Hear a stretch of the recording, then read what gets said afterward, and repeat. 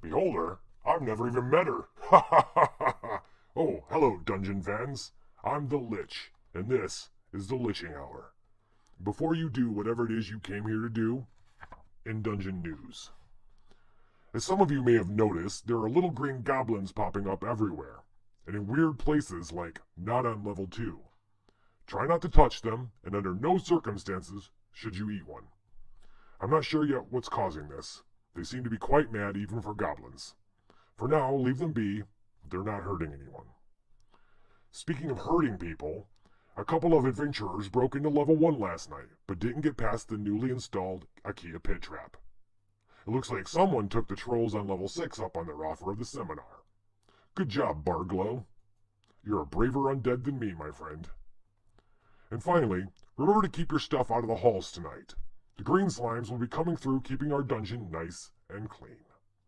That's the news. Enjoy your stay. Feel the dungeon. Hello.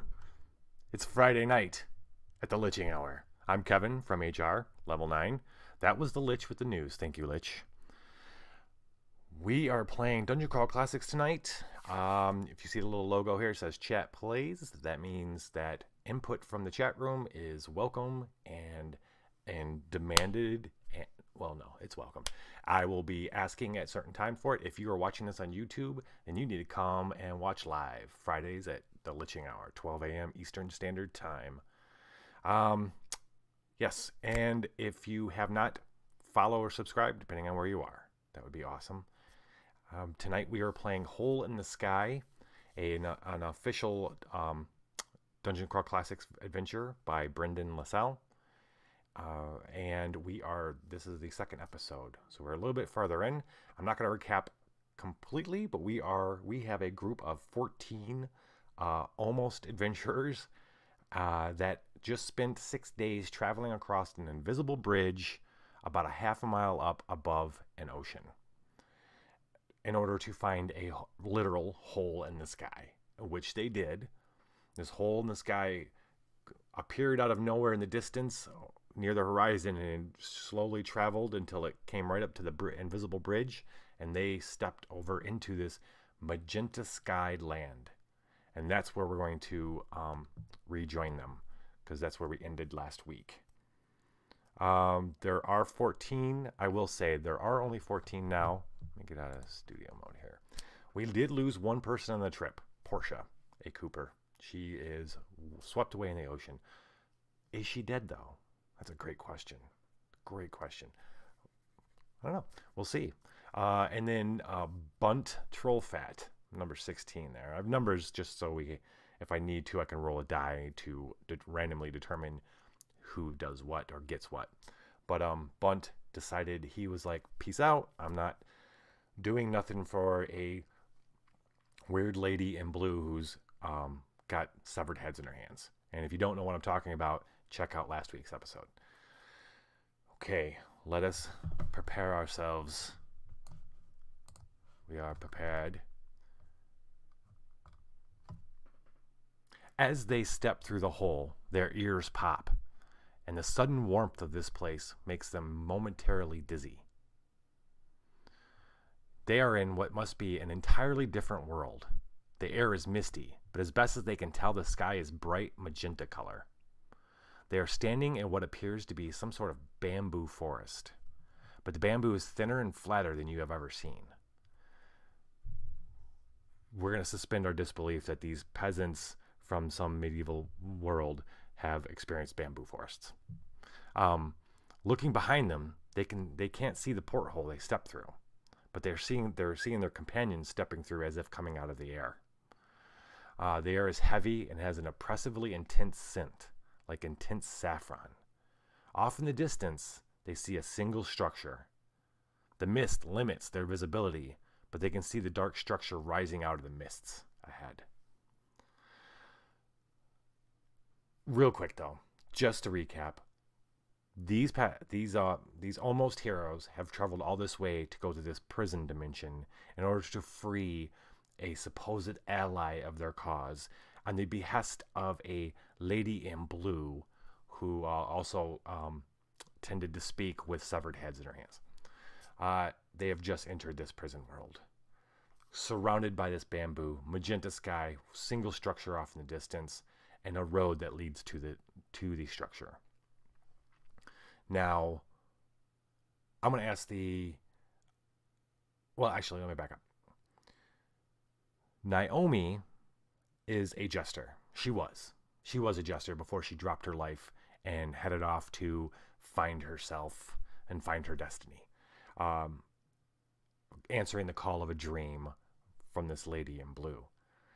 She is charismatic.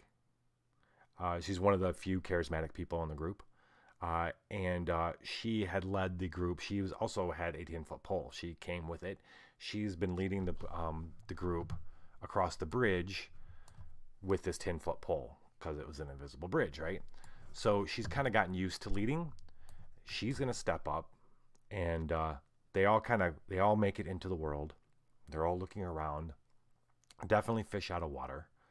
Most of them had never left their village, ever. I'd say all of them had never left their village. Maybe one traveled to a nearby village or something, but these weren't people that are used to traveling, and now they found themselves not only traveling across an ocean high in the sky, but in a different world. So there's a lot of standing around gaping for a little while. Naomi's the first one who kind of steps up and says, we need to continue on.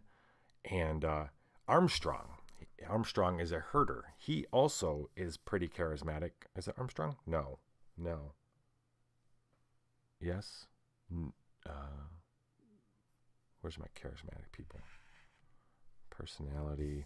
There was another person who was pretty charismatic, and that person was going to step up too.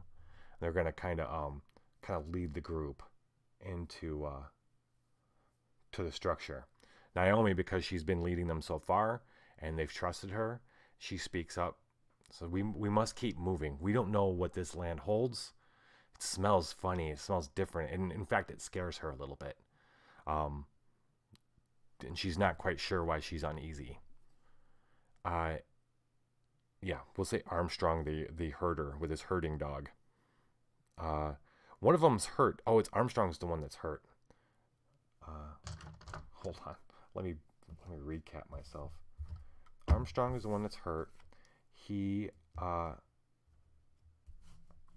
was almost pulled. No, it was the guy with it. It was Jasper lost his pony. Armstrong was the big dude. Yes. Okay. All right. I had these papers in different places last week.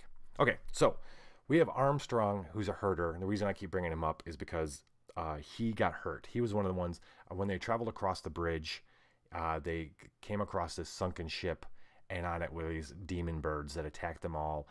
They got Jasper, the animal trainer's pony. He's still kind of not coming to terms with that. Hasn't come to terms with that yet. Armstrong was almost pulled off the bridge as well. He was able to rest for a little while. He did regain some hit points. He's a really big dude, but he is not the charismatic fellow that we were gonna. It was Heron the armorer, who we don't know anything about this guy from last session, but he's kind of stepped up and he agrees with Naomi. We must keep going. We must. This fellow knows Minotaur for some reason. We're not quite sure why, but we'll find out more, maybe, if he lives. I'm going to ask. So those are the two that are going to kind of lead. They're going to be in our front. The rest of the people are going to obviously kind of follow, but we need somebody who's in the rear. Who's going to bring up the rear? And this is the first question I'm going to ask chat tonight: is who is bringing up the rear out of the 14 people in the party? Does anybody have a preference?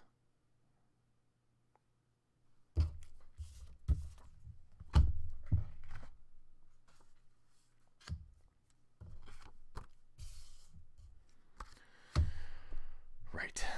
Well, we're going to roll. We have a 14-sided die, courtesy of Dungeon Crawl Classics, that we were going to roll to determine who... Where is it? Come out, wherever you are. That's 12. You are 12. You are 16. This is 20-something. Darn.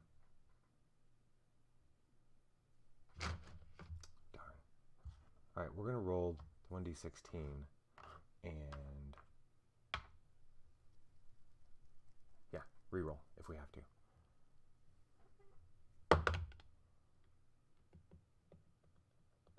Seven. Alright, who's 7? Well, 1, 2, 3, 4, 5, 6, 7 would be Fausta, the elven sage. What do we know about Fausta? Did she, I think it's a she. Did she do anything last episode? Have we... Fausta, yes. Yes. Fausta is an elf. And elves in Dungeon Crawl Classics are allergic to iron. In a bad way. They'll be, if they have iron on them, they will take consistent damage, or they'll have pain. They won't take consistent, depending on how much iron there is, but they will be in constant pain. Fausta, a sage, very intelligent lady, she keeps an iron spike on her. No one knows this. She has it in her pocket because she's gotten used to the pain. She likes the pain. There's something a little off with Fausta. And she didn't necessarily pick to walk in last, but everybody started going, and she was intellectually curious about the place she's in. She's studying stuff, and then she looks up and realizes that she's the last one out, and hurries up to catch up with the group. So there we go. We got our leaders. We got Fausta at the rear, and then we have everybody else in between. So the path, it seems like the bamboo goes on forever around them. So you get this green, and then you get the magenta sky, and a path that leads through the green straight for the fort. There isn't really any incentive for them to veer off in different ways. So they're just going to keep heading, and it's going to take them a little bit of time. So we need to determine a wandering encounter. Chat room. If there's anybody out there right now, I need your help. You, sirs and madams. We need a random number between from 1 to 6. I will roll, but it would be great if somebody wanted to just pick a number from 1 to 6.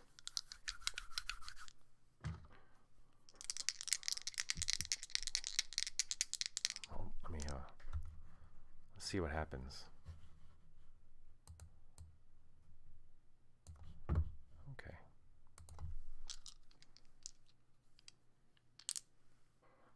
Oh.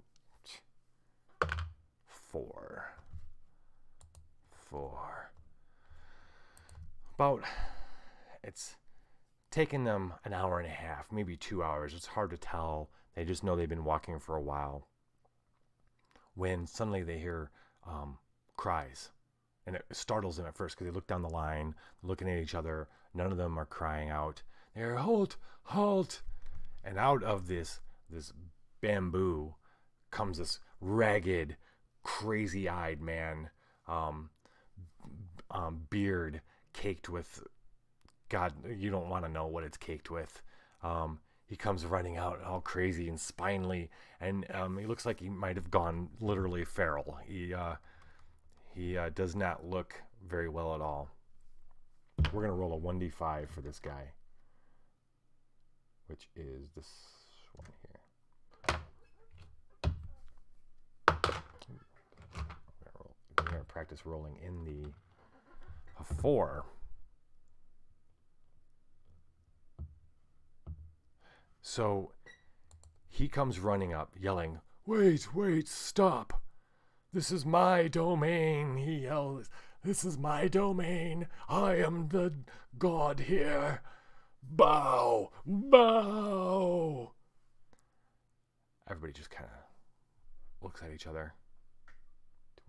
Do you think he's a god? I don't know. And he becomes more agitated. He's looking at everyone, looking down. Like, you bow, what you have for me? Tajay, the fortune teller, reaches slowly into his bag and pulls out his tarot deck. He's like, I can read your fortune. And Madman goes, hi, this mad god. I know all your fortunes. You're all going to die. You're going to die in here.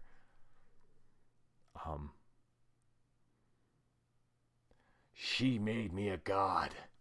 And for that, I can see all your fates. She, who is she? The lady in blue. The one who sent you to me and sent me here and made me a god. You're all gonna die. No one quite wants to stick around and talk to this guy. I'm gonna see if we're gonna give somebody a shot at seeing if they can get anything from this guy. They're gonna need a roll. Let's see. We're gonna give Naomi a chance with her personality, with a personality check. All right, she gets +1. Let's see this roll here. A 4. So she comes up. She goes, sir, so you obviously a benevolent and wondrous god. She bows grandly. Please, tell us more about the place we're in that we're about to die. Please tell us more about the place we're about to die in. Please, my lord. And she bows again. And he stares at her a little bit, and then he starts cawing. Caw, caw, caw. And he gets wrapped up in it. Caw, caw, caw. And he goes running past him off into the bamboo forest and across the path. Everybody stares at each other, and then they start walking on to continue on. So they continue on. It's they feel like they haven't gone anywhere because it feels like it's the same distance away, but they have indeed made headway towards this structure. It's still in the distance. About an hour later, we have yet another roll for wandering encounters.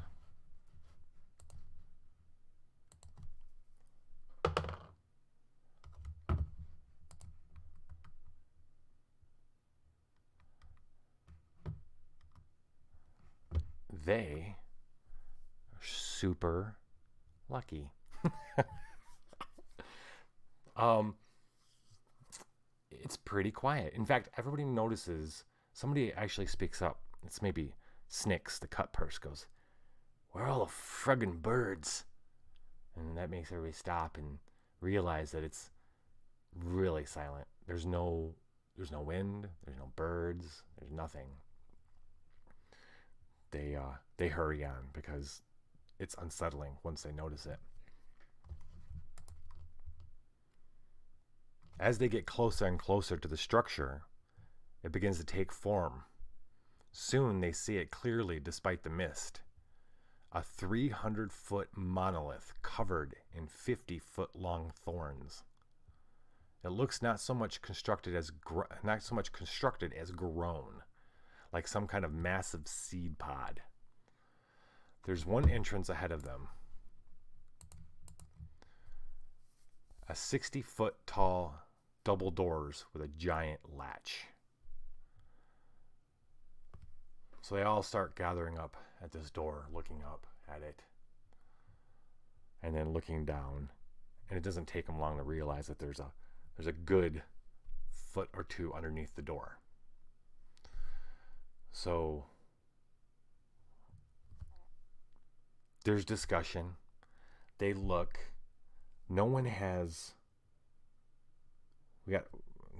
They got like 50 foot of rope between them all. They're not feeling like they want to climb. These aren't climbers. These aren't athletes. Some of them are kind of big. Some of them had animals. Armstrong has his dog. Atros, the elven forester, he got sick on the way on the bridge, so he's still under not feeling very good. They've got to get in. All they know is they've got to get into the structure and save somebody. Somebody they're not supposed to say their name. Do we circle around? Why don't one of us crawl underneath the door and see what's down there? Everybody kind of automatically kind of looks at the halflings. Oh, fine, yeah, yeah, okay. We've got Kips, the halfling haberdasher, and then we've got Richer, the halfling moneylender. Well, I don't want to ruin my suit, says Kips. He's sharply dressed. Even after he knows how to take care of his stuff. Even after the long march on the invisible bridge, he still looks good. Richer says, I'll make it worth your while if you're the first one that crawls underneath there. Kips says, you know what? Keep your money. And he gets down and he crawls underneath. Doesn't have any problem. And inside, he crawls underneath. It's bright under there, right? You can't really make out what it is, what's going on in there. And not completely bright, but the bright is weird. The light kind of moves. He's not quite sure why. Suddenly it's bright, and then it's kind of dark, but he can't really make out what's on the other side. The door's maybe 4 foot thick. He crawls underneath. He comes up. Inside, he sees that this is a single huge room. A massive organic shape like the inside of some colossal hive. Lights shine down from holes within the ceiling, and glowing creatures fly about in the distant expanse, throwing strange green lights across the floor and walls. He can't make it out, but something humongous is reclining against the far wall. But other than that, it's a really large room. He hangs for a second to see, and it's kind of a quiet scene. Just large insects buzzing around, not buzzing, but just kind of moving around, like gigantic glow bugs, and this big shape that seems to be, it seems to be breathing in a rhythmic kind of suggesting it might be sleeping. He realizes. He crawls back and he tells everybody else, like, wait, did you see any doors or anything? I didn't look that well, he said. But there's nothing dangerous immediately on the other side of this door. They all kind of look at each other. Well, do we want to climb? No. The final decision is they want to crawl underneath this. Everybody crawls underneath one by one, sticking near the door. Once they get in, their eyes accustomed, and they check out the whole room. They see that that shadow against the far wall is a massive creature. It's probably 60 feet tall if it stood up. It's got red-brown fur and the head, face, and trunk of a giant predatory beast. I don't know what the trunk of a predatory beast means. Like, actually literally a trunk? Or like, are we talking about the trunk, like the body? Anyway, it's huge, and it's a monster, and it's sleeping. Hanging above it, and this is the key point, hanging above it from what appears to be a massive tree branch growing from the inside wall is a domed cage of woven wood more than 100 feet off the ground. And from this angle, they can't see in that cage. So we got these glowing creatures, and then the beast sleeping against the wall.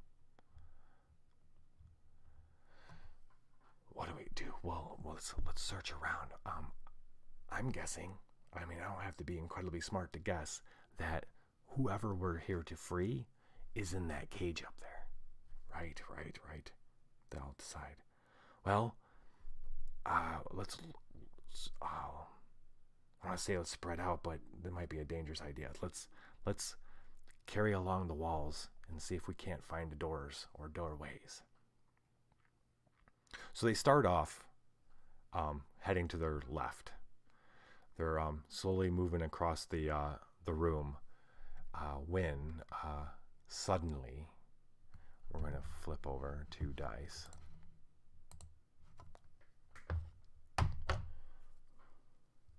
Going to roll. Yes, definitely. No. This one.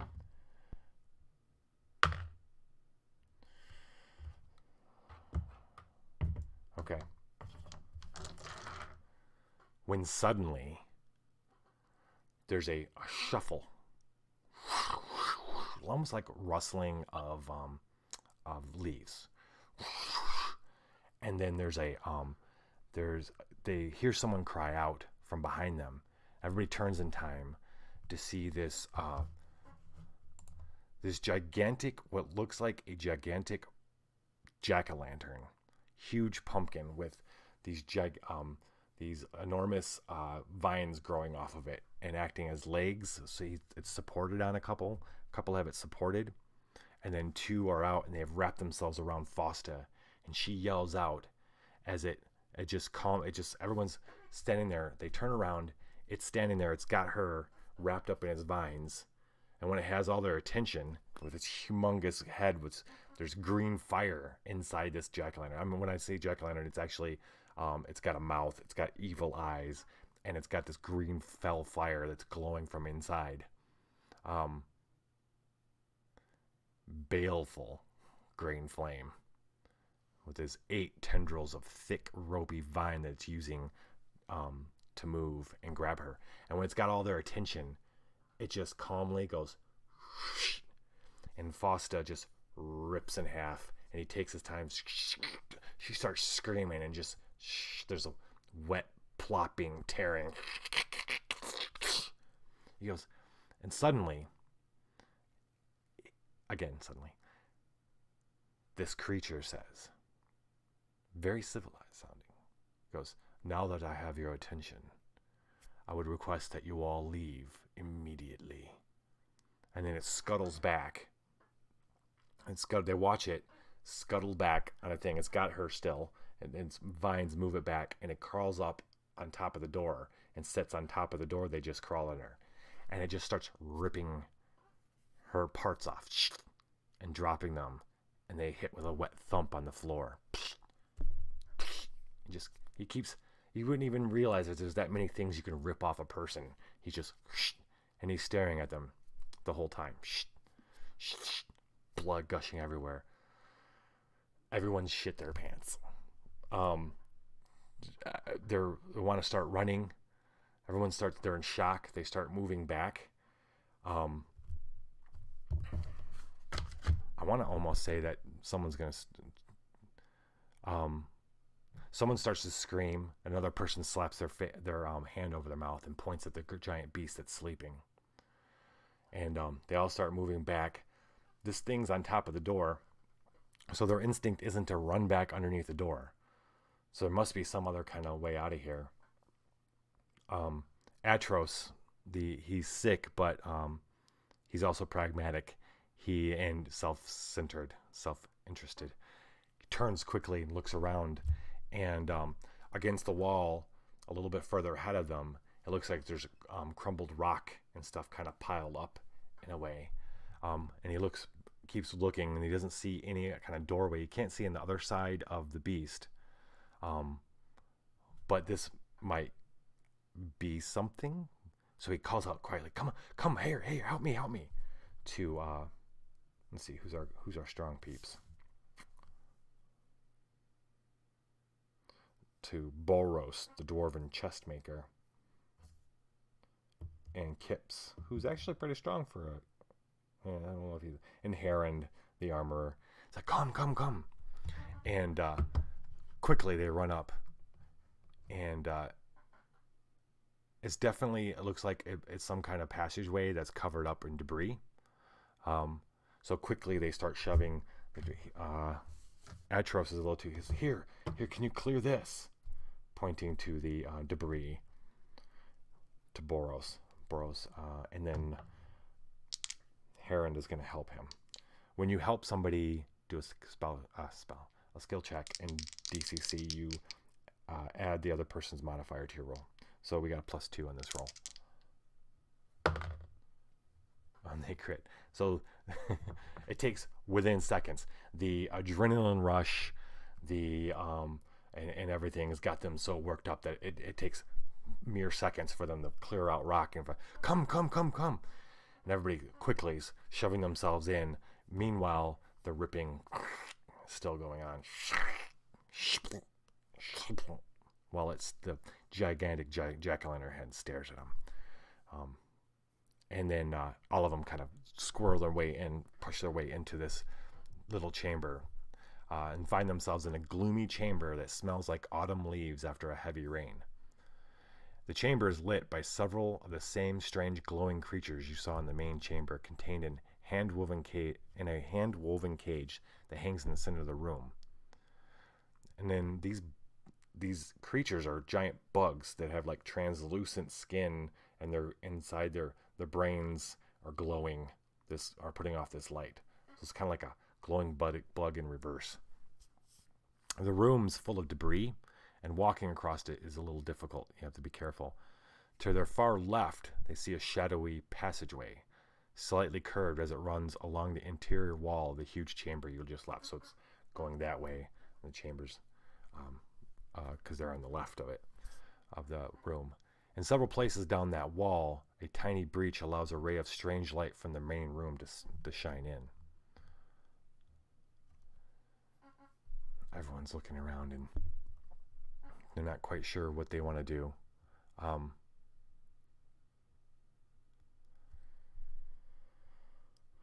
They do know they want to get as far away from that huge thing as possible. So they're going to head into that passageway. At this point, Heron, because he cleared the passageway, he's kind of a little more emboldened, and he motions everyone, come, we're going to go this way. He's trying to keep everybody kind of going, and they start moving into this passageway as fast as they can, and as fast as their shit-laden trousers will let them. The debris-strewn hall goes forward, and they see lights ahead as they kind of start single file moving down this hallway. And yeah,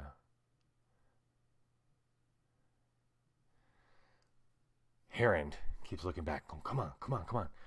Heading towards the oh wait, we gotta cross up. I gotta cross off. It's a shame that Fosta was the one that went, because I kind of like the idea of her with that iron spike and what's going on with that.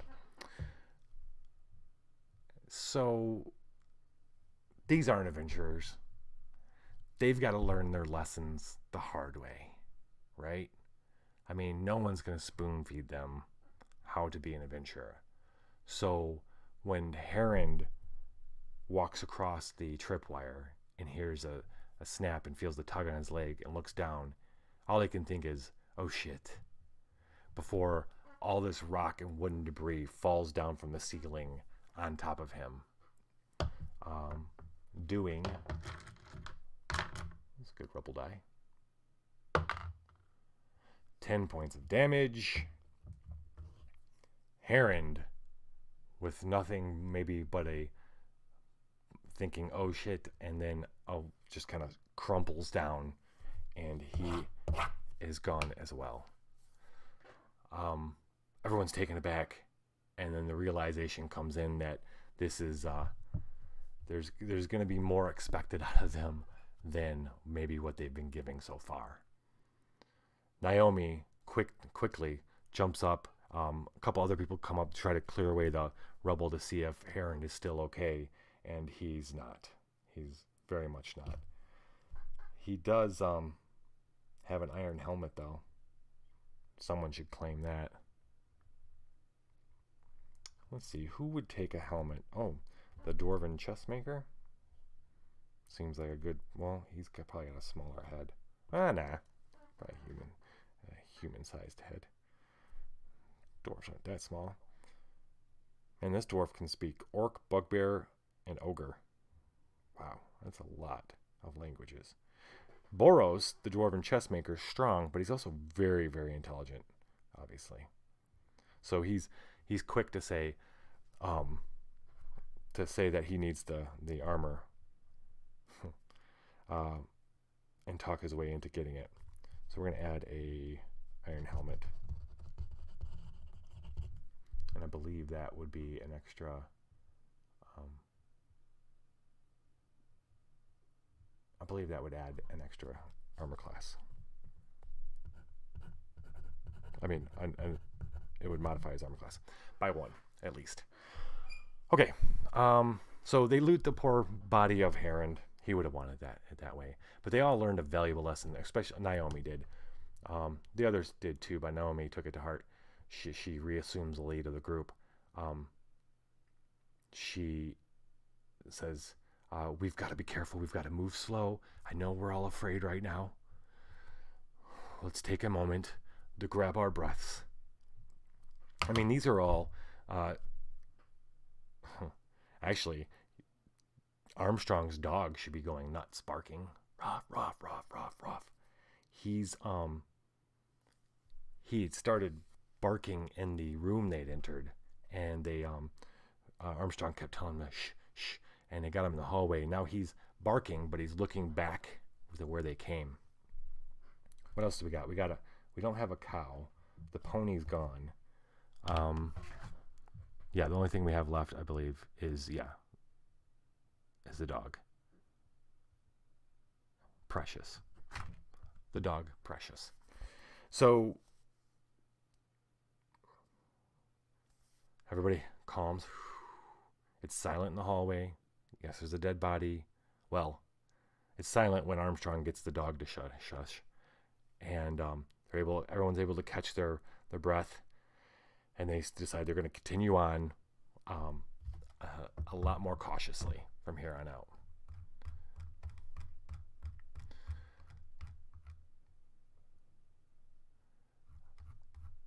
They continue on down this little hallway, and they find themselves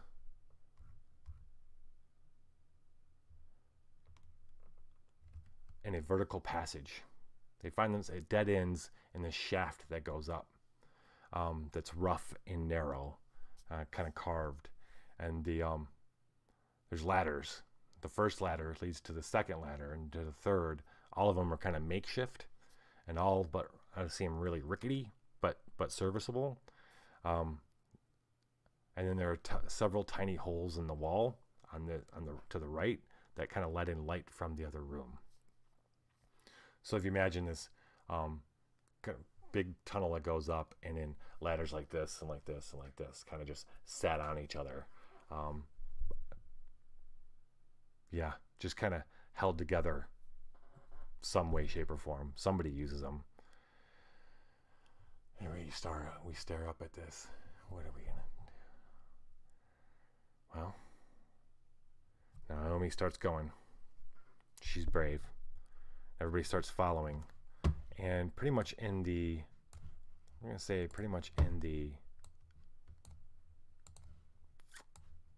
this kind of order here, with Naomi in front. We're gonna reverse this, so it'll be Naomi, then Kips and Ava, and Boros and Armstrong, because Atros isn't feeling very good. So the middle is still going to be right about here, and we'll tell you why that's essential in just a second.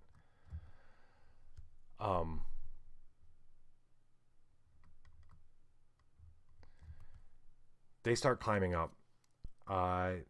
About 30 feet up, they see that there's an end to this. Then they're about Naomi knows she's about halfway up. She keeps climbing, and just as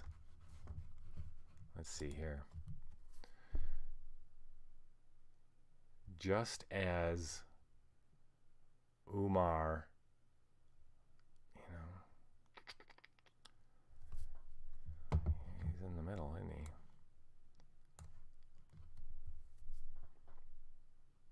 we're gonna roll. We're gonna let. Actually,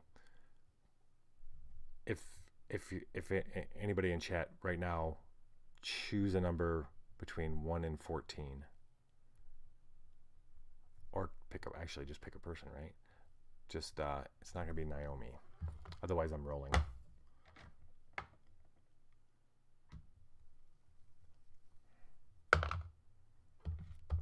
Three. Richer. All right.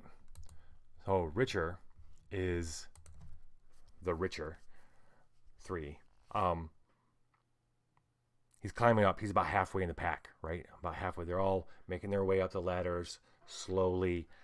He just realizes he's about halfway there. He can see up when suddenly the wall bursts in a bit, and these ropey vines come in and come right at him. And he nimbly moves out of the way as they kind of he rolled a 2. I mean, he didn't roll it. I rolled it. So the vines didn't grab him. And the eye of the big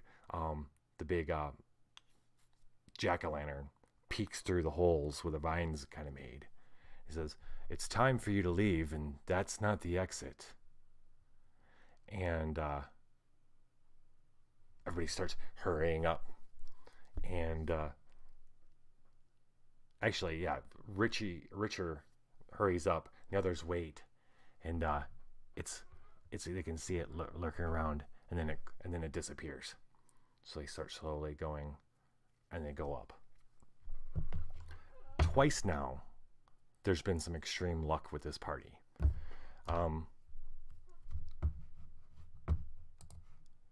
So they climb up the long up the ladders, and finally Naomi comes up into a room. This long, low chamber with an offensive odor of too many humans living in too small a space. Reeking, rank. Light comes in from several tiny holes in the walls. Around the room is a ragged group of humans, adult men and women in overworn clothing, unkempt and filthy. There's one dwarf here, Naomi notices, as ragged as the rest, but wearing a rusty suit of scale mail. The dwarf sits at a low table against the interior wall, his back to the shaft she just climbed out of, or is climbing out of. There are sleeping pallets around this room, a small cooking area partitioned off by a low circle of blackened rocks, several hanging bundles from the ceiling, and 2 woven cages holding the glowing giant insects you saw from the main chamber. So, Naomi pops her head up. She sees these people, and she looks down, and then there's no way to back up. They're going to have to figure something out. So there's no classes right now, so there's no like thieves or any of that kind of stuff. But there is a chance that they could surprise them. So what we're gonna do, or we could try talking to them.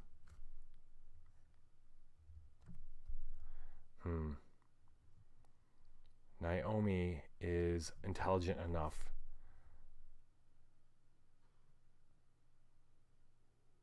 to wonder if talking, I mean, they're not going to be able to get all these people up. They're not going to be able to get all the rest of the 12 people up into this room before these guys notice. So Naomi and the person who's right behind her, Heron's dead, so it wouldn't be him. I said we're going backwards, so it wouldn't be Heron, it'd be Kips. And Kips, they got to make the decision. Do they try to talk, or they just start fighting? There's a bunch of these guys. There's like 12. There's like 12 of them she's counting.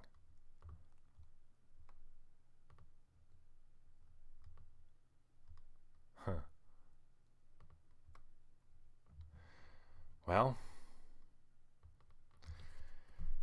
Naomi and Kips, they look at each other, and they look out, And Kip steps forward and goes, "Hello, I'm Elfo." Heads fly up.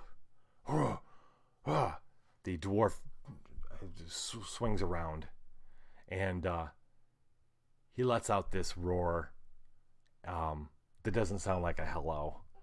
And suddenly they all start getting up, look like they got clubs, and other scattered grunting and like they hadn't talked in a long time, kind of surprise. Can't tell if it's surprise or excitement. Actually kind of freaks Naomi out a little bit because it sounds almost like excitement. Like deep inside excitement. And suddenly they're getting up, and Kips looks at Naomi and goes, "This is they're not here to parlay. We're gonna roll initiative." We're gonna roll initiative for, well, okay. We're gonna roll initiative for everybody. So, let's see.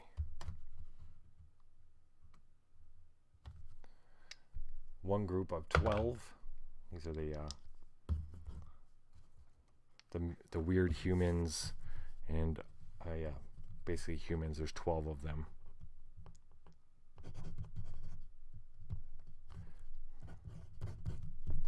And they roll a 16. Plus 1 is 17. And then the dwarf who goes to stand up, he rolls a 13 plus 2. 15. Naomi and Kips, their group. Do you see?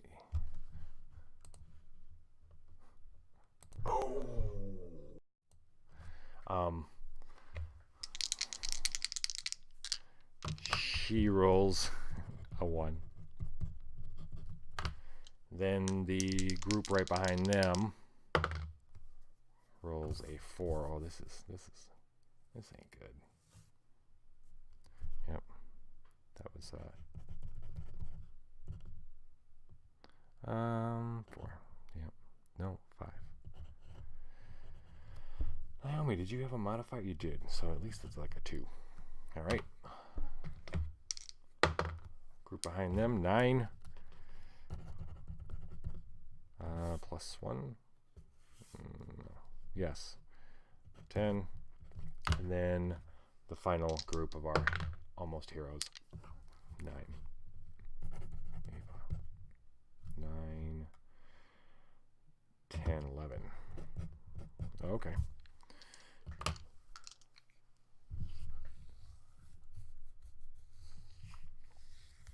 So this is not good for Naomi at all. But actually, it doesn't mean somebody has to die.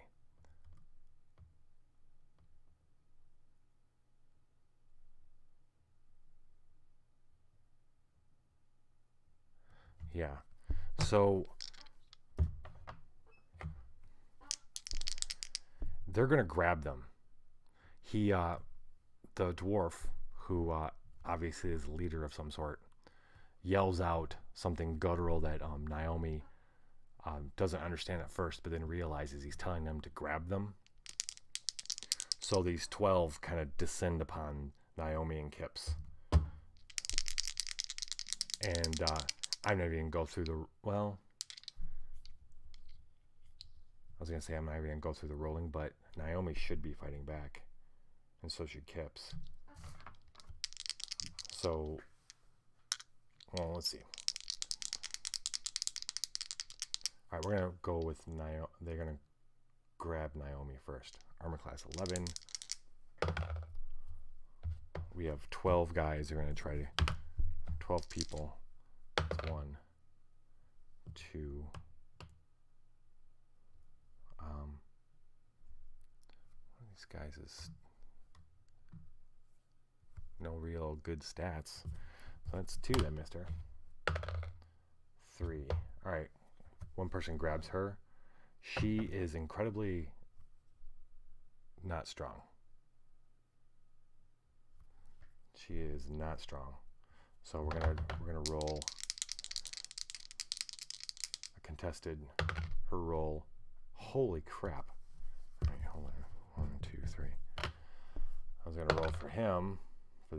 Okay. So one grabs her, but doesn't manage to hold her. Another one tries to grab and misses. Another one tries to grab and misses. And then we're going to have one more tries to grab her and misses.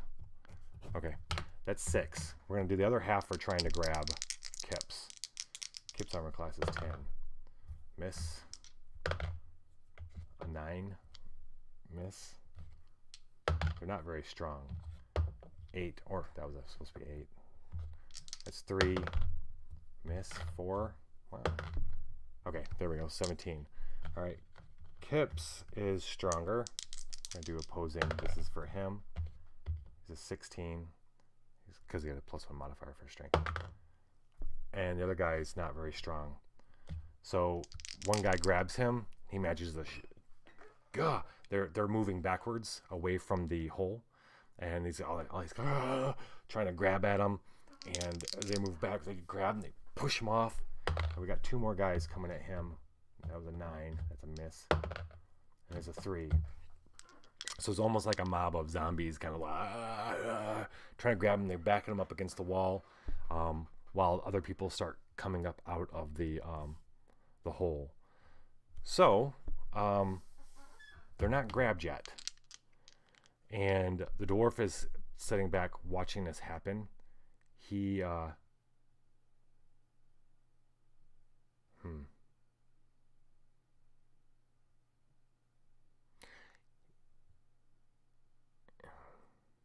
He's going to walk over and look down the hole. He walks over, he peeks down, and sure enough, there's a face looking up at him, and he sees there's more people coming up from below. He barks an order, which we'll do next time they have initiative.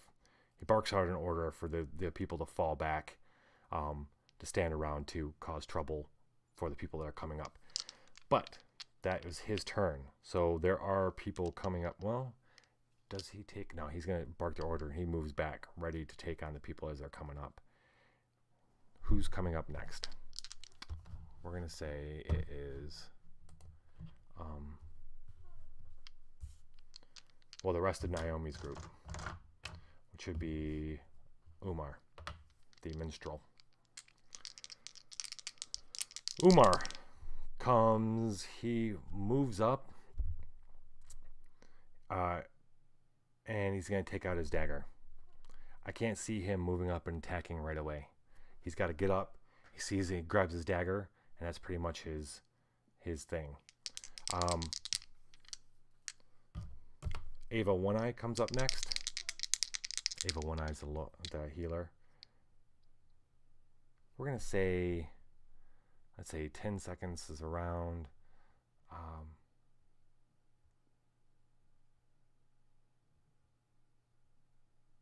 Well, everybody gets a shot. We're going to go one. Okay. One per group. So Umar's up. Ava's up. Dora comes up. And Snicks. Or Boros. Boros comes up. So I said Dora, Boros. They're all up. And we reset initiative to the top of the hour. And the mob turns around. At least some of them turn around to see these people have come out of the pit in the center, and they run back to attack with their clubs. The dwarf calls out. The mysterious dwarf calls out to kill at this point because there's too many. They can't capture any yet. So we're gonna have 2 that stay engaged, 1 each for Naomi and hips. The rest 10 rush back to fight the other people. First up, Umar, the minstrel. Everybody climbed up and got their weapons out for this. That was kind of like their action for the turn. In Dungeon Crawl Classics, by the way, you get, depending on your level, you get an action and a move. And you can spin them either way you want. You know, move, act, move, that kind of thing. Or you can skip your move, or you can skip your action and do double them up your movement, that kind of thing. Umar, our minstrel, pulls out a dagger the whole time thinking, man, this is going to be a great ballad. And one of the... We're going to write these guys out real quick. Okay.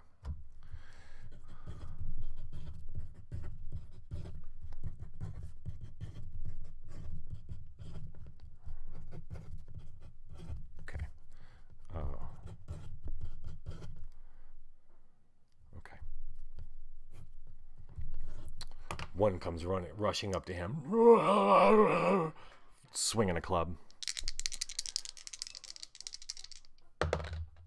And this is where people start dying. We're gonna thin the herd. Because these guys are all, like I keep saying, almost heroes, because they're literally peasants. And they have like 1, 2, 3, maybe 4 hit points. Some of them have 7. Like this one guy, Ava and Armstrong both had 7 hit points. They both had staminas of 18, which is pretty crazy. I randomly generated these guys. I did not apply these stats myself. 16 is a hit. 16 is a hit. And 1d4 is the damage. This is going to be an awesome ballad.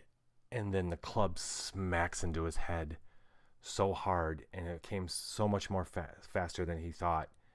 And that's the last thought that Umar ever has. The minstrel is down and dead. If you had your money on the minstrel, pay up now. Next up,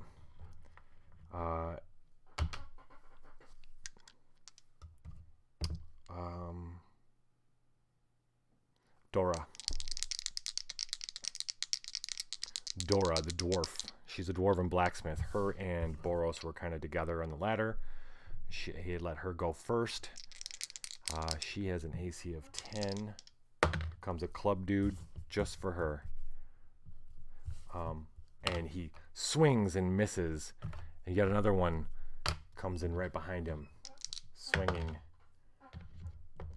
This time connecting with his club for 1 point of damage. She turns at the right time, and it kind of grazes her shoulder. Yeah. Okay. So then Boros is right there next to her.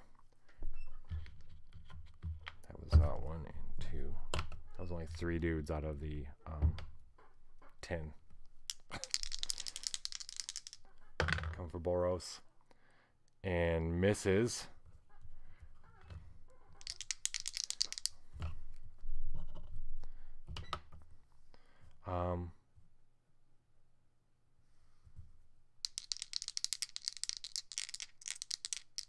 And then one's going to go for Ava One Eye.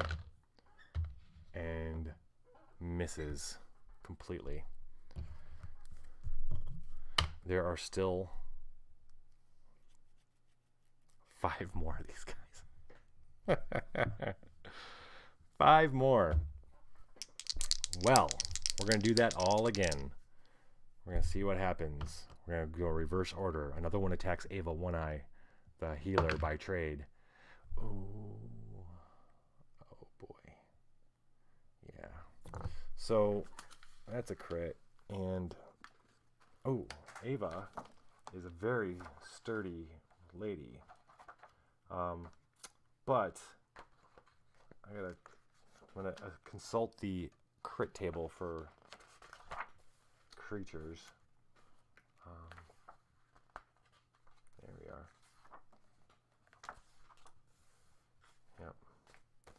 Humanoids with weapons, less than 1. Table 3, D4. Okay.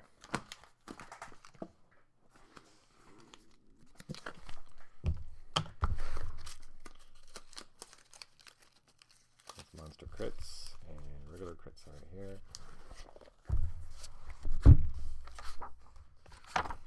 Or at least they were.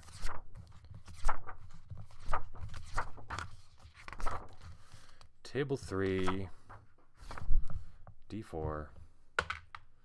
He rolled a 4, which means powerful strike hammers foe to his knees. Make another attack. Okay. So he's going to do 1d4 to her. 1 point of damage. So he hits her, and he hits her so hard she falls to her knees, and then he gets to take another hit at her. We're going to roll. He's got to roll for that, though. And he rolls a 10, which hits her for 1 point of damage. She keeps deflecting. Ava's been around the block. She's a healer, but she's had to heal in some really bad conditions in the towns that she's visited. Maybe she's the only one that's ever traveled. She's been to a bigger city. She's helped gangs and healed gangs. That's her. All right. Another one's coming at Boros and misses. Another one comes at Dora and hits. Yes.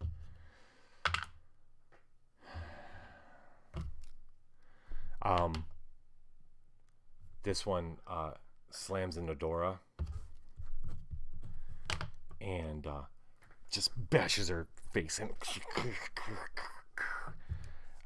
Boros lets out a whoa because she was the only other dwarf. As he watches her go down, he gets mad, real mad. Will he get his revenge? Who knows? Who really knows? And then finally,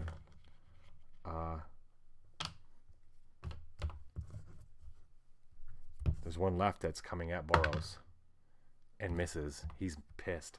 He dodges over as another one takes a swing at him. That's all of them, I think.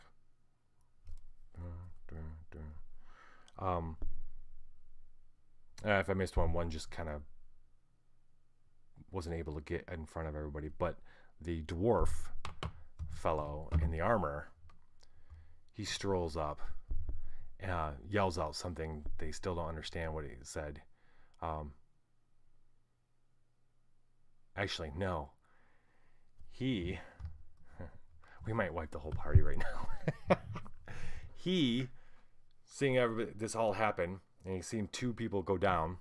Dora's dead. 2 people, right? Yeah, Dora and Umar. He just, if anybody's watching, just us, we're watching. He takes out, he's got a sword, right?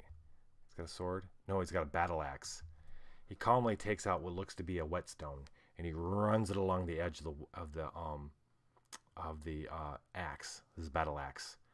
There's just, and it sounds like scraping, but it also sounds like ignition of like a match, because when he runs it across it, all of a sudden this strange purple fire lights up along the edge of it.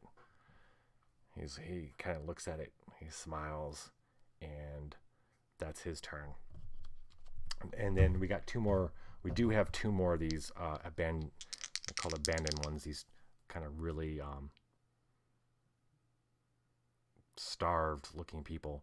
One on Naomi and another one on Kips. And when the dwarf called out that it's time for blood, they start attacking. They were trying to grab them, and now they're attacking them. So Naomi, he rolls a 5 and misses. He slams, and she dodges out of the way, and it hits the wall. And then Kips is getting hit. He tries to dodge and dodges just barely enough to be grazed. Club slams into his stomach, and he doubles over. Oh, but not enough to put him out. All right. Now it's our group of folks. Finally. Okay.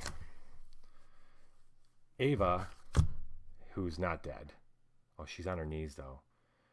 But that's okay. She's gonna get up, and there's a guy right there. So she's gonna get up, or better yet, she's gonna hit somebody with her club, and then get up. Whichever. Let's roll and see what happens first.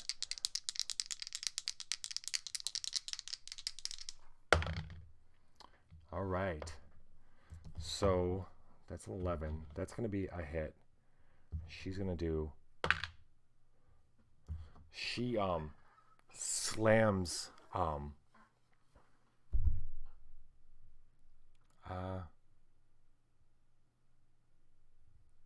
yeah. She slams one in its knees and crushes its knees. You hear a snap because she's on the ground, right? She's got her club. She smashes it.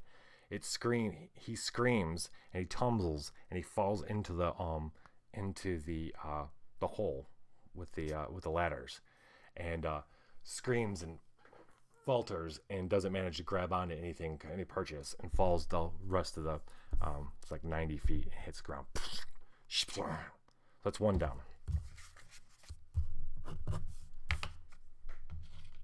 Then Dora's dead. Who's still up here? Okay, Naomi's gonna take a swing at the one. She's got a dart in her hand. She's gonna use it as a dagger.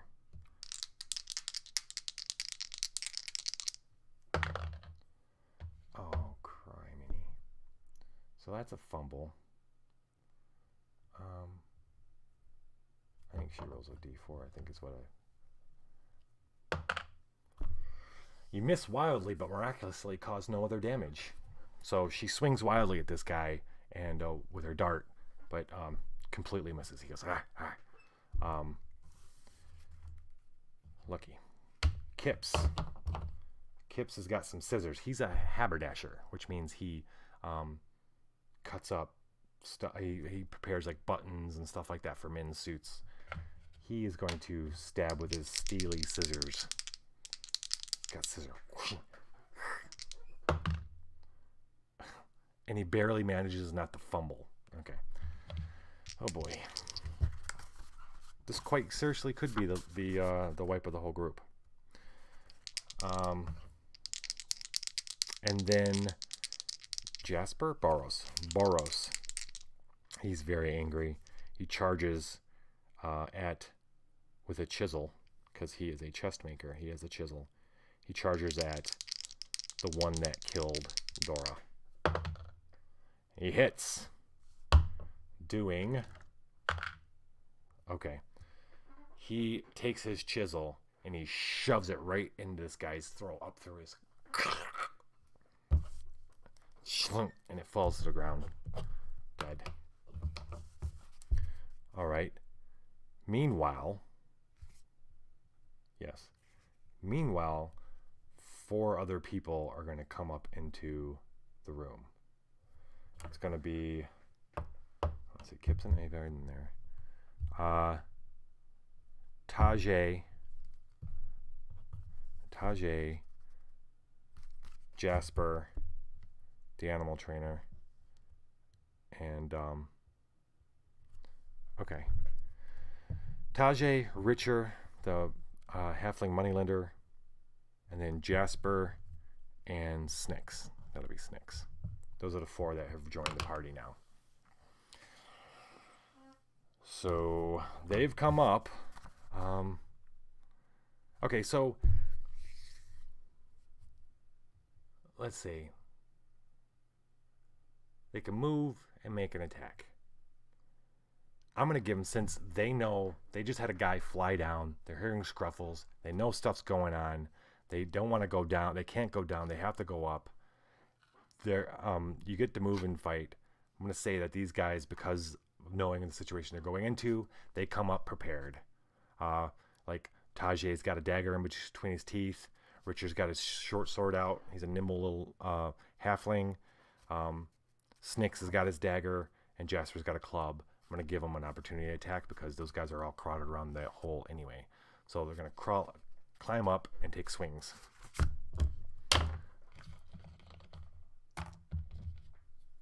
Okay. Let's do Tajay, the fortune teller, first. Takes a swing at the nearest shape. And he hits. Doing... Alright. He stabs one. It goes, ugh! Stabs it kind of back, but it turns around and it's not dead. He is not dead. Richard, the halfling moneylender. Once he's up, he swings with his short sword and fumbles. And misses wildly. Good for you, Richard. Alright, Jasper, the animal trainer. Still reeling from the death of his pony Babe. Jasper, so close to a 20. Jasper swings and misses. Almost a hero. Snicks the cut purse. Ooh, he hits with his dagger. And doing 1 point of damage to one. Alright, that was, I gave them their shot. That wasn't that impressive. Now it's time for the baddies. Alright, let's see. The one that Taj hit turns and swings his club at Taj. And misses. Nice. Yeah, hey, Heroic. Quick recap. They're inside the prison in this realm. There is a giant beast, but it's asleep, and a different beast, a different creature, is harrowing them and force them to run and find themselves inside the walls, basically. And they're in this chamber where they're fighting what look to be look like they're humans and dwarves that have been starved and are like feral. And they're fighting them right now. And this is a very good chance that we're going to lose the whole group here because we've already lost 3 people. We've already lost 3 people in this fight alone. So, and then 5 total. There's 12 of these guys, plus a dwarf that has a flaming battle axe right now. So, kind of that's where we're at. One attacks Ava One Eye. Oh, is it Ava? Was it Ava I was saying? No, it was Taj. He gets missed. Okay. That guy missed. Another guy strikes at Snicks, who just stabbed him, pricked him with his dagger. He misses as well. We've got one that's on Naomi, that's attacking Naomi. He hits for 1 point of damage. She dodges just a little too slow, and his club rings her ear. Then we got one that's on Kips. Ooh, and he hits Kips for sure. This might be... Yeah, 5 dead. Yeah, we're thinning the herd here. 3 points of damage. That's 6 dead. Kips, one of our halflings, the halfling haberdasher.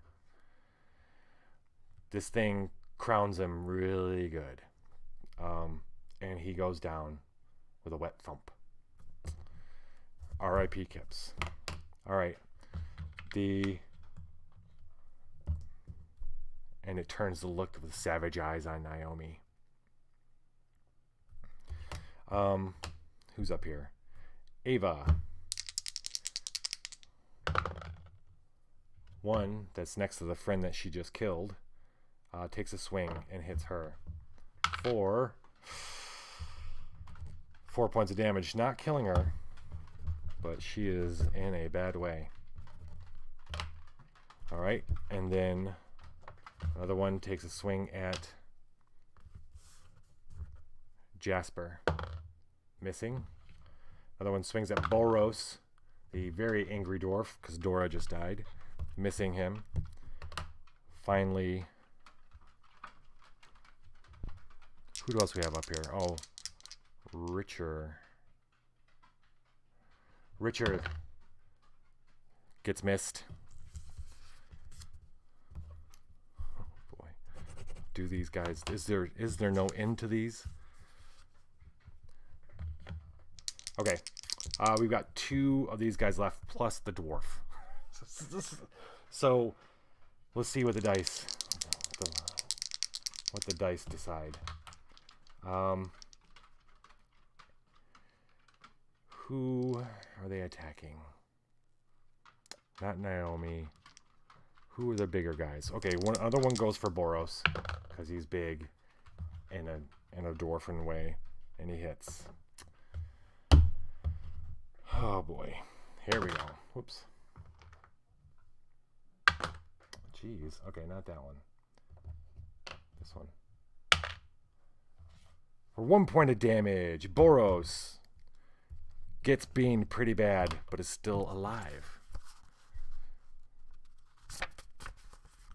One last guy. He's taking one last of these things. Takes a swing at oh, Jasper. Jasper's up here. Yep. Misses. And then finally, the dwarf. The dwarf calmly settles into battle. Like it wasn't bad enough. Roar! Charges in. Jasper's in the way. Jasper's a big guy too. Big, kind of strong. He's quick though. This dwarf with the glowing, fiery battle axe. Oh wow, he gets a mighty D die too. This is like insult to injury, man. He comes rolling at. So Jasper's really fast, way faster than anybody thought he would be. Way faster than this dwarf with the flaming axe thought. There's heroic. It's 12. It's 12 of these kind of like starving mad people, and then this one dwarf who's also kind of starving, but he's got some armor on. It's a nasty bit of business. I'm playing it as the adventure laid it out. I could have made the call and decreased the amount of these guys, but I kind of want to see what's going to happen. So, yeah. So I think there's a method to the madness of this adventure. We'll see how it plays out. But this is the cool part. So we just rolled. He rolled an 11. He's got a mighty D die, just like any other warrior. He rolls in. Oh my bad. He's got +2. He's got +2. That puts him at 13, which does hit Jasper. Yes. All right. He hits Jasper. Doing.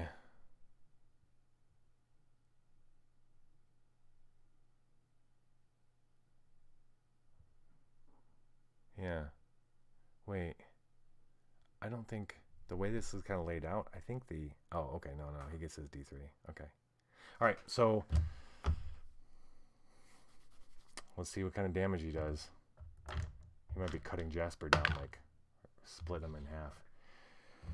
Yeah. Almost. So he slashes down right through, just cuts deep into Jasper's chest, but not enough in the fire. Oh gosh. No, Jasper's dead. I let him put his magic sauce on the axe, so the fire, he basically splits Jasper almost in half into fire with a screech. Jasper opens up, blood gushing, but the fire the green fire cauterizes his chest as he cuts.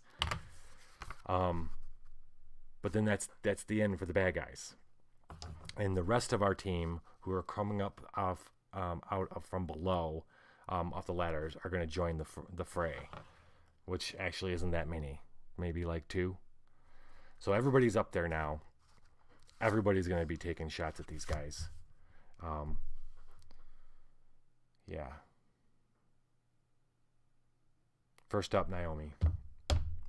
Naomi's going to try to kill the guy that's been harassing her from the beginning.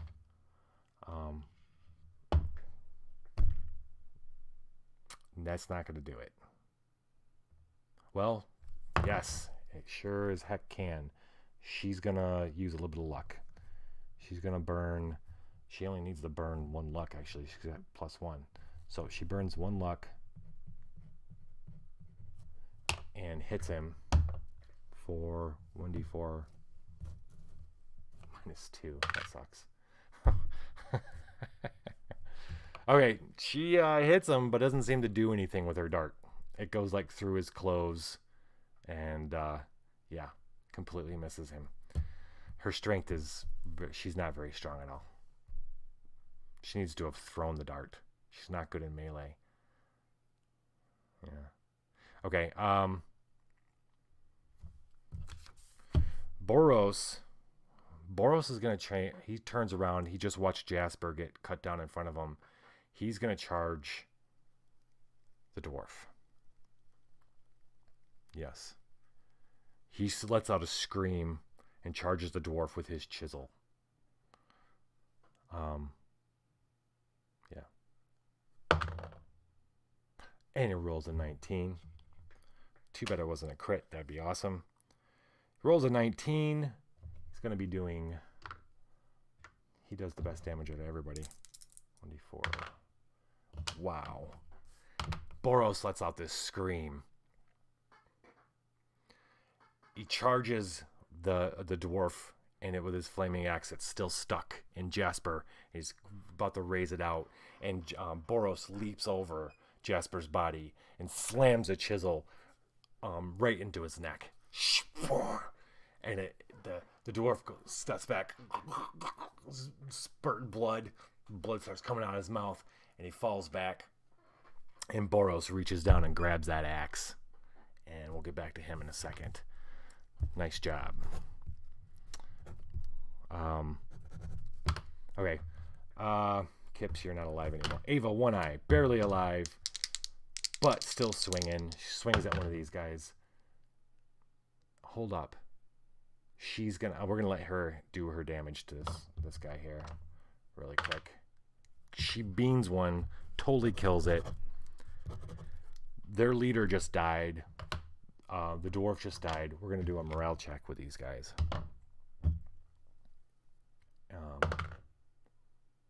Oh, they're fighting. Darn. Hoping to save some lives here. But one is down. One is down and dead. Tajay, still alive, fortune teller. He takes a swing at one of the ones that's nearby. Yeah, it does not hit. The halfling, Richard.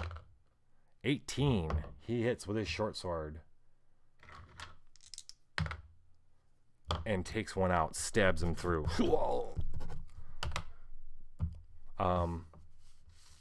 Jasper's dead. Snicks.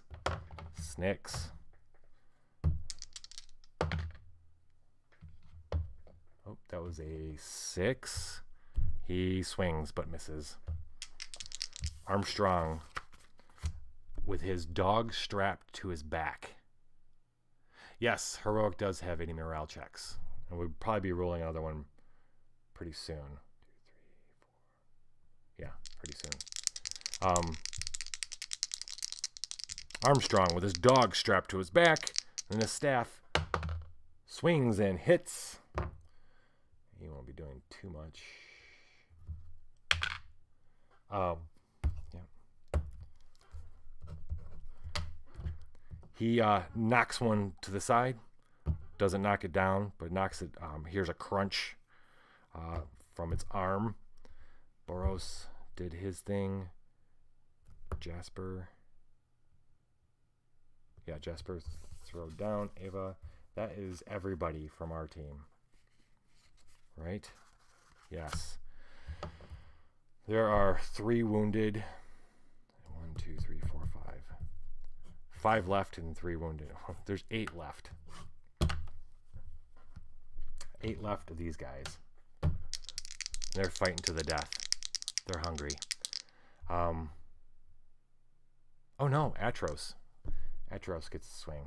We still have a guy left on our side. Let's see. Take one down. Pass him around. 15, he hits with his staff. Oh wait, 15 minus 1. Oh no. Minus 1 because he's sick. He's the one that got sick on the bridge. But that's a 14, he still hits. Doing a point of damage. Okay. All right, we're going on the list.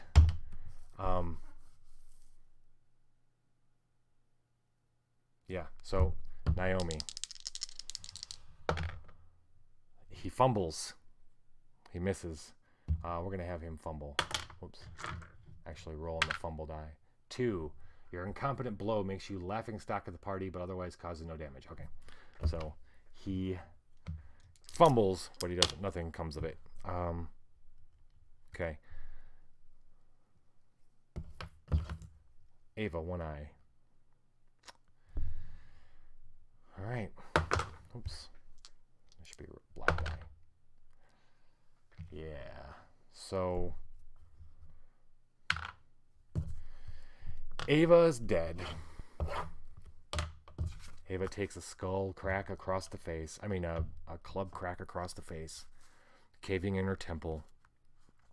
She falls. Atros, our Elven Forester. All right. That's a crit. That's a crit. Table 3, 1d4 on table 3. Powerful strike hammers foe to his knees. Make another attack. Okay. Well, let's see how much damage he does. Oh. Well, okay.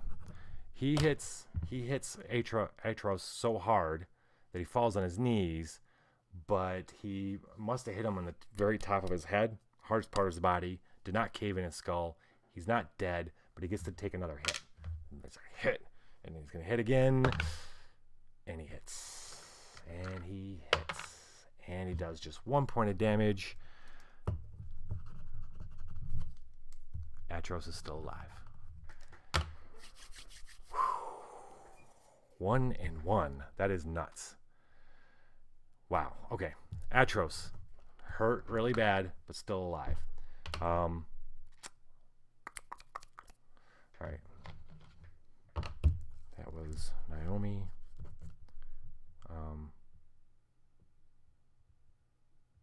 Okay. Naomi. Atros. We only have 6 left.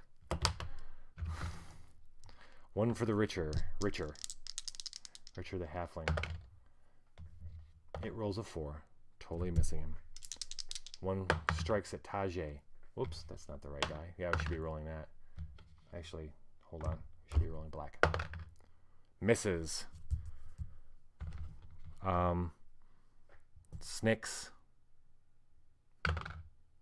It misses. Jasper.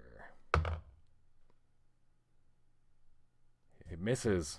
There's a lot of swinging, a lot of club swinging. Armstrong, with his dog attached to his back. Ooh, he takes a hit. Takes a hit. 2 points of damage. Armstrong. He was the one that got hurt before. He opened up new wounds, but he is still okay. And carrying his dog on his back, which is crazy. All right.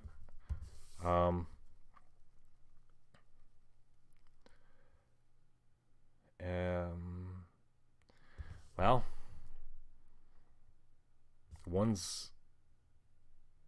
yeah. Let's see. I've got 2 more guys. 2 more guys I got to take shots.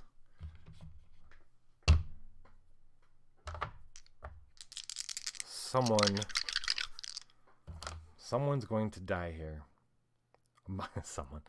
Another person is probably going to die here. I got 2 guys. 2 of these abandoned people.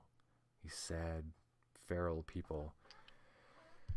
Oh, as much as I don't want to, because I like the scene as it stands, it doesn't seem right that one wouldn't take a swing at Boros, who just killed their captain, or I don't know if he's a leader. We don't know. He's dead now. Well, I will take a 3. He swings and misses Boros.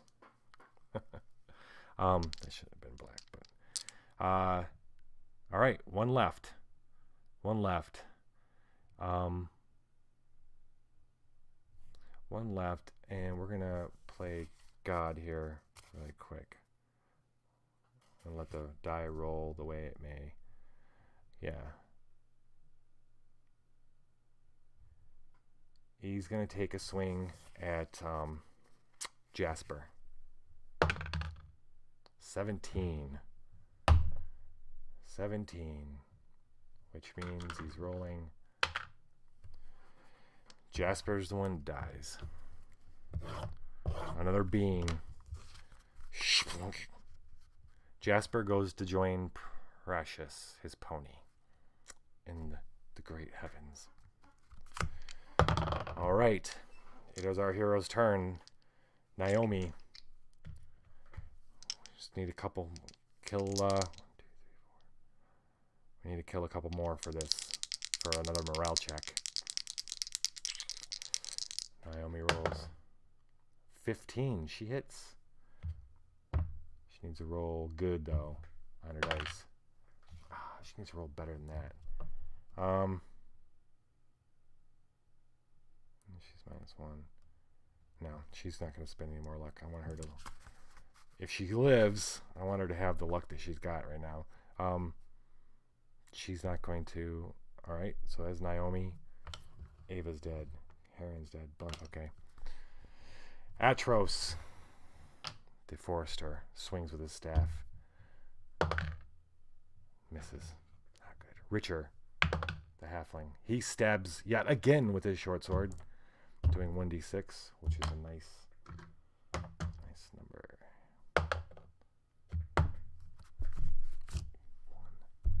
1. Nope. He's going to spend a luck to do 2, because the one he's fighting only has 2 left. Kills one. Spending a luck. Burned a luck. So in Dungeon Crawl Classics, you can burn your luck, where you your luck score, like his score is 12. His modifier is 0 because it's 12, but he can burn his luck to add 1 or more. He could have burned all 12 to add to die rolls. His own die rolls, whether it's damage, attack, any die roll. So I spent 1, bring it up to 2 to kill this one. So one more died. He got lucky. Tajay, the fortune teller. Oh no, I don't want them rolling black. That's not for them. This is better. All right, Tajay, you roll and you fumbled, and you hit a 4. Your weapon is damaged. Okay, it's got to be repaired or it's useless. And he was using a dagger, so he stabs at this guy. It gets caught in like its clothing or something, or up against the wall, and it breaks. Snicks. 6. Guys, you gotta roll better than this. Armstrong. 13. There we go. 13. But he does not. Oh, holy mackerel. 3. He kills one. Haha. Okay, let's do that is half of them are dead. We're going to do a morale check. We need to roll less than 10 if we want them to run. I really don't know where they're going to run. Yeah.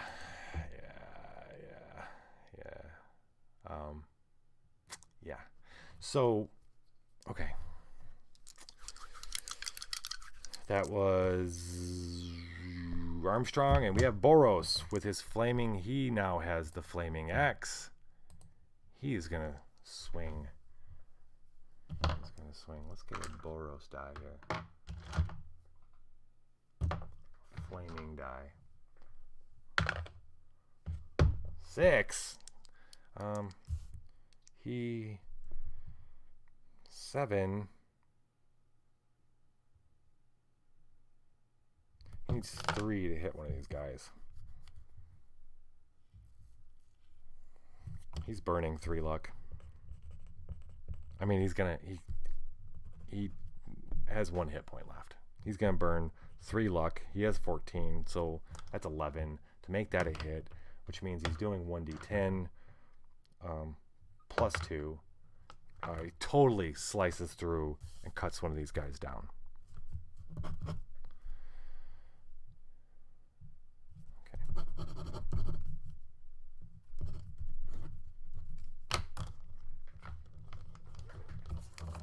There are 5 left.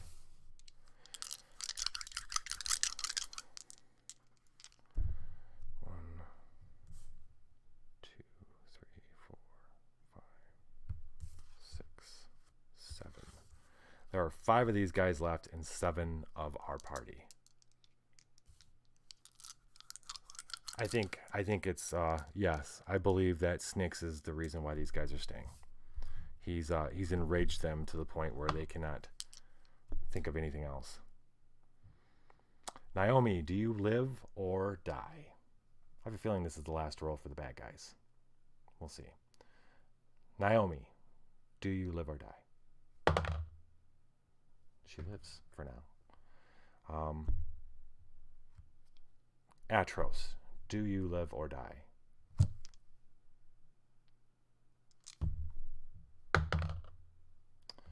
He is dying. Where's the 1d4? In my hand. He dies. Atros, the Elven Forester, takes a club to the throat. Richer, that's 2, right? Yep, 2. Richer, the halfling moneylender, do you live or die? Oops. I need to get a dice tower. That would be sweet. It looks like Richer is getting hit, but it doesn't mean he's dying, because he's not been hit yet. Holy mackerel. He had 5 hit points. He is not dead, but he is close to being dead. It's 3. We got 2 guys left. Tajay, the fortune teller, do you live or die? 15. Well, we're going to see right here if you live or die. As much as I like the idea of a fortune teller, Tajay dies.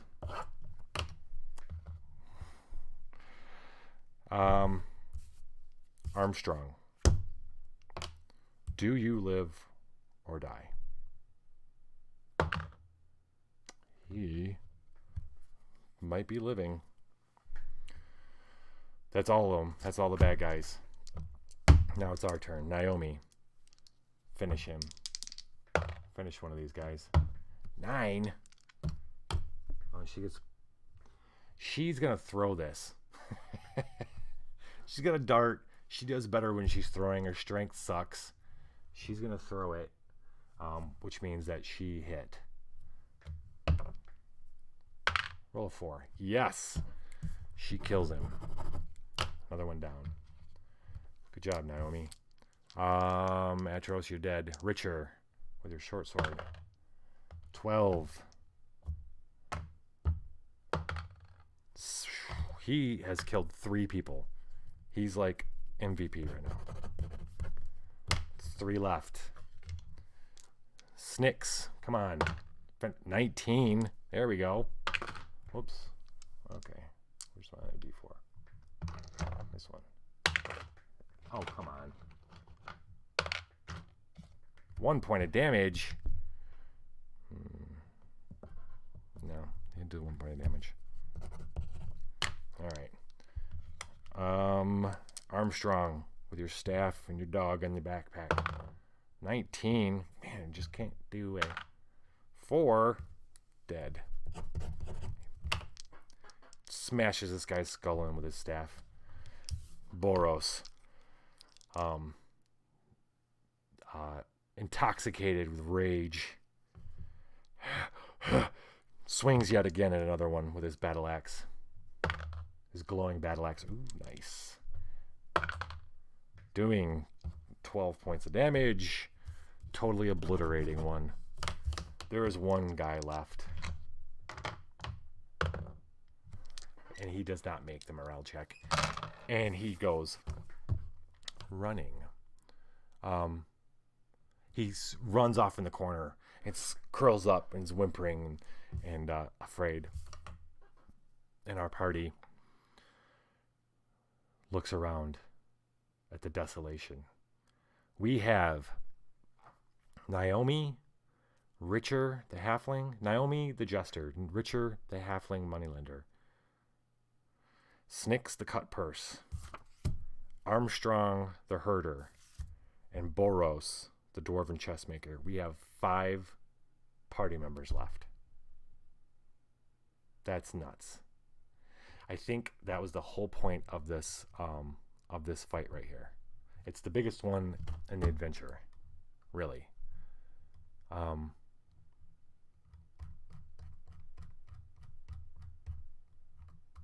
Yeah.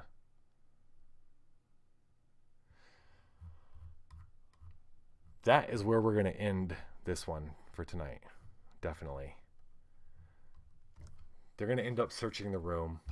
Well, let's finish this. They feel kind of bad. Yeah, no, totally is like Survivor. At some point, my goal is if I get enough people in the chat rooms playing and stuff, I've created a currency. I haven't hit the go, but you can. Heroic, do you have your own Twitch? Did you say last time you have your own stream? You stream too?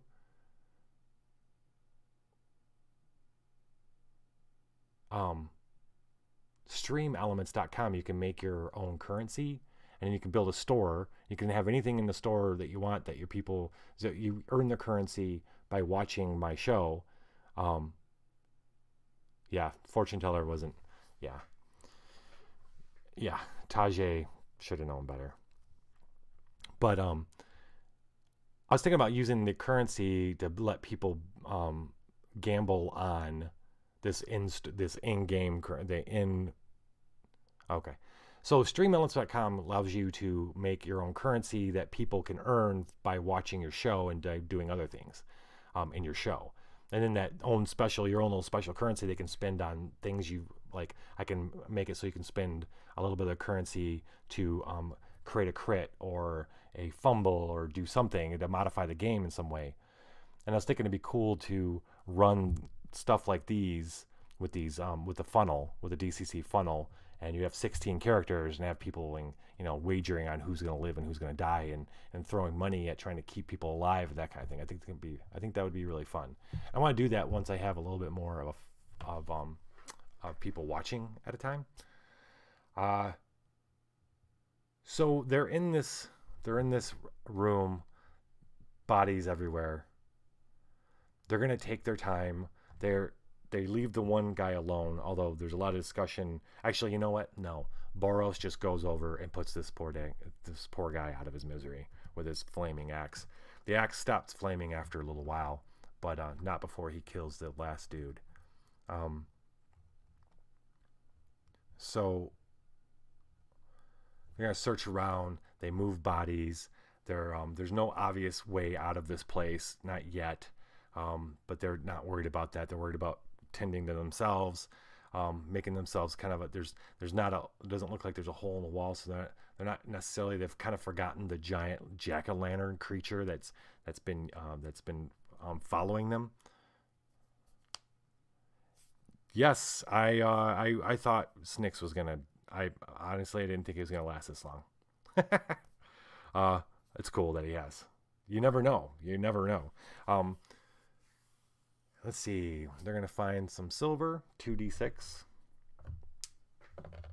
Find some silver on the mysterious dwarf who's kind of like the leader.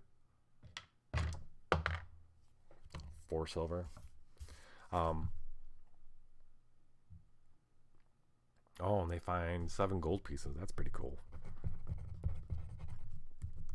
And a brilliant blue topaz. Nice. And of course, a whetstone that the dwarf had used. That's the coolest thing that they found. Um, Boros finds it and he smells it and he knows that it's something special.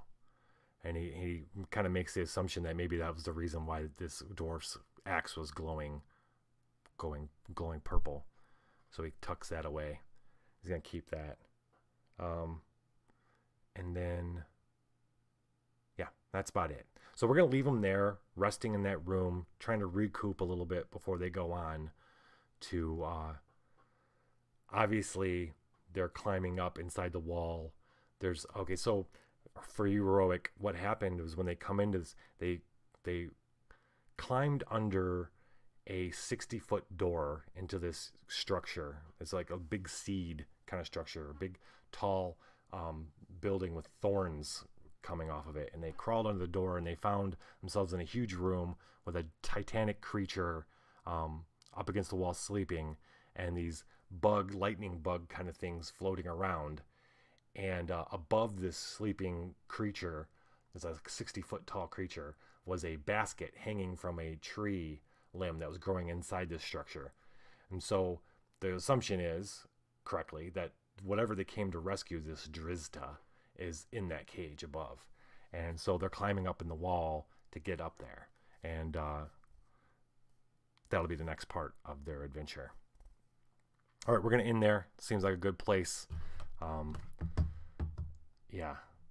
Oh, by the way, they missed two combats walking to the structure. They managed to roll good enough to not have any random encounters. So in theory, they would have came in here. They probably would have lost. We probably would have lost a few more on the way, but they didn't. They were pretty lucky. So they were at full staff basically going into this fight. I probably would have lessened the amount of these guys, but anyway. Let's see. Yeah, I think it's Drizta, but Drizzt. It definitely isn't going to be a dark elf, dual wielding dark elf, although that would be pretty cool. All right, I am out for tonight.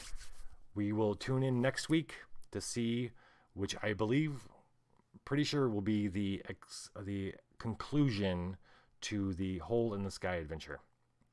And we're going to see who lives, or if this group is going to fail it, and we have to start over. I'm feeling pretty good about it. I think knowing what's coming ahead, I think we might be okay. We'll see. We will see. I will check you later. Good night, Heroic. I'll talk to you later. Viva la Dungeon!